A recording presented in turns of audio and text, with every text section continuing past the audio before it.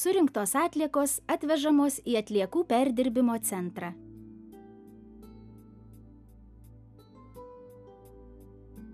Konvejeryje jos patenka tarp besisukančių didžiulių cilindrų, kurie atskiria popieriaus, kartono atliekas.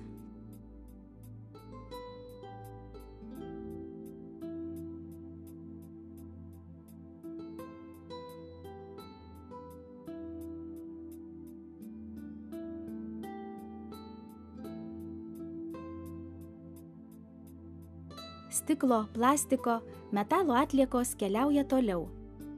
Čia dideli magnetai nurenka metalo atliekas. Jos pateks į metalo smulkintuvą ir bus pagaminti metalo milteliai.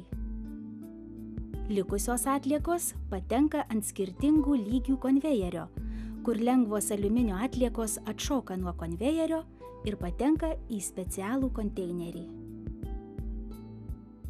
Plastiko ir stiklo gaminiai keliauja prie optinės skanavimo sistemos.